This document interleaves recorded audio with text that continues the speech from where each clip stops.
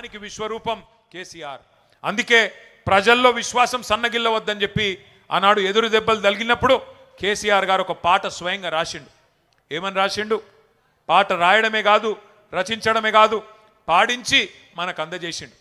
సిపాయిల తిరుగుబాటు విఫలం అయ్యిందనుకొని, సిపాయిల తిరుగుబాటు విఫలం అయ్యిందనుకుంటే వచ్చునా దేశానికి స్వాతంత్రం, రాజీలేని పోరాటమే విజయం సాధిస్తుంది, ముమ్మాటికి తెలంగాణ రాష్ట్రం వచ్చి తీరుతుంది అని పాట రాసిందే కేసీఆర్. అట్లా తన రచనతో, తన గలంతో, తన కలంతో ఉద్యమానికి ఊపిరిలూది తాను విశ్వాసంతో ఉంటే సరిపోదు, ప్రజలు కూడా నమ్మకం కోల్పోవద్దని చెప్పి విశ్వాసాన్ని నిరంతరం నూరిపోసింది కేసీఆర్ నాయకత్వం. ఉద్యమం ఏ స్థాయిలో ఉన్నదన్నది కాదు, కేసీఆర్ ఉన్నాడు అనే ఒకే ఒక్క నమ్మకమే తెలంగాణలో పోరాటాన్ని సజీవంగా ఉంచింది. పడిపోయింది, పని అయిపోయింది అనుకున్న ప్రతిసారి ఉద్యమాన్ని ఉవ్వెత్తున ఒక ఫీనిక్స్ పక్షిలాగా అంబరాన్ని చుంబించే విధంగా ముందుకు తీసుకొని పోయింది కేసీఆర్ నాయకత్వం. ఊహకందని వ్యూహాలను రచించిన చాణక్యుడు కేసీఆర్. ఎదురుదాడి ఎప్పుడు చేయాన్నో, వెనుకడుగు ఎప్పుడు వేయాన్నో కేసీఆర్ గారికి తెలిసినట్టుగా ఎవరికి తెలియదు.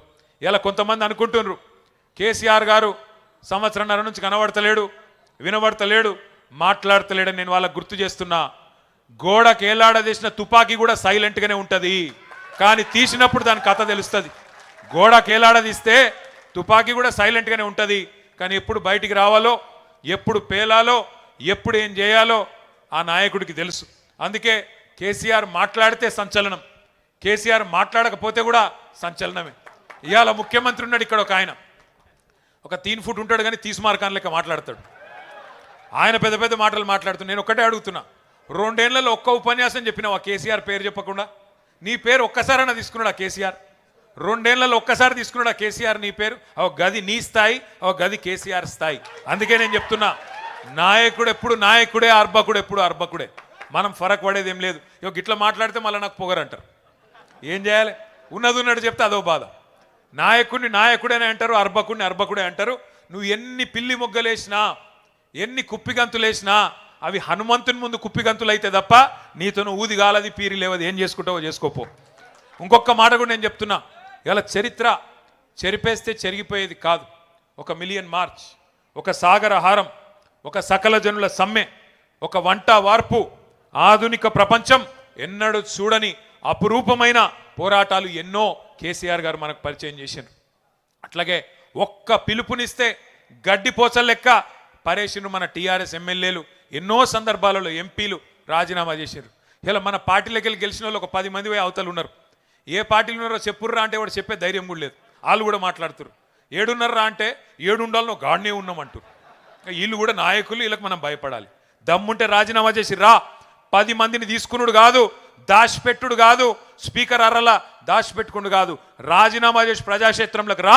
ఎవలేందో నీళ్ళేందో పాలేందో తేలిపోతాయి, తెలంగాణ ప్రజలు తీర్పు చెప్తారనే మాట ఇవాళ నేను దీక్షా దివస్ సందర్భంగా రేవంత్ రెడ్డిని సవాల్ చేస్తా ఉన్నా. ఉద్యమ పార్టీని మింగేయడానికి కాంగ్రెస్ పార్టీ కుట్రలు కుతంత్రాలు ఎన్నో చేసింది. మన 10 మంది ఎమ్మెల్యేలని ఇవాళ మొదటిసారి కాదు కాంగ్రెస్ తీసుకున్నాడు. 2004లో 5లో కూడా తీసుకుపోయినరు. 26 మంది గెలిస్తే మనోళ్ళు ఆ రోజు కూడా 10 మందిని తీసుకుపోయింది ఇదే దిక్కుమాలిన కాంగ్రెస్ పార్టీ. ఆ రోజు కూడా మనోళ్ళని ఎమ్మెల్యేలను 10 మందిని ఎత్తుకపోయింది ఇదే దిక్కుమాలిన కాంగ్రెస్ పార్టీ. కానీ ఈ కౌరవులు, సైంధవులు, మారీచులు, విలన్లు ఎప్పుడు కూడా ఉంటారు, ప్రతి కథలో కూడా ఉంటారు. కానీ వాళ్ళని కొట్టి మళ్ళీ గెలుస్తేనే అదే మరి మన కథ కూడా రక్తి గడుతుంది. అందుకే నేను మీకు ఒక కథ గుర్తు చేస్తున్నా. బాలనాగమ్మ కథ ఎరికైనా మీకు ఎవరికైనా? బాలనాగమ్మను కుక్కలాగా మార్చి ఎత్తుకపోయి పాతాళంలో బంధించిండు మాయల ఫకీర్. కానీ మాయల ఫకీర్ ప్రాణం ఎక్కడున్నది? 7 సముద్రాల అవతల మర్రి చెట్టు తొర్రలో ఉన్న చిలుకలో ఉన్నది. బాలనాగమ్మ బంధనాలు తెంచాలంటే నీకు ఆ రహస్యం తెలవాలి. అట్లాగే 7 సముద్రాలు దాటి ఆ చిలుకను పట్టుకొని దాని గొంతు బిసికే సాహసం కూడా కావాలి. బాలనాగమ్మ కథలో ఆ సాహసం చేసి తల్లిని కాపాడుకున్నాడు కొడుకు బాలవర్ది రాజు. మన కథలో తెలంగాణ తల్లి సంఖ్యలను తెంచిన తనయుడు ఎవరు? తల్లికే జన్మనిచ్చిన తనయుడు, తల్లికే దాస్య శృంఖలాలను తెంచిన తనయుడు, ఉద్యమంలోంచి ఉద్భవించిన ఆ తెలంగాణ తల్లికి ప్రణమిల్లిన తనయుడు మన నాయకుడు కేసీఆర్.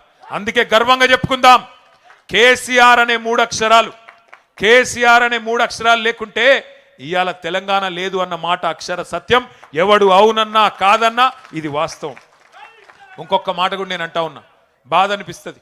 ఇప్పుడే అన్న వాళ్ళు చెప్పిండ్రు, ప్రకాష్ అన్న చెప్పిండు, సీనన్న చెప్పిండు, మన సంస్కారం మనము సోనియా గాంధీని రేవంత్ రెడ్డి లెక్క బలిదేవత అనలే. రేవంత్ రెడ్డి అన్నాడు బలిదేవత అని, మీరు నేను కాదు. 1000 మందిని బలి తీసుకున్న బలిదేవతవు నువ్వు, మా పిల్లలను చంపిన బలిదేవతవు నువ్వు అని మీ ముఖ్యమంత్రి, ఇవాళ మీ ముఖ్యమంత్రిగా ఉన్న నాయకుడు ఆ రోజు సోనియా గాంధీని తిట్టిండు. కానీ మా సంస్కారం మా నాయకుడి సంస్కారం.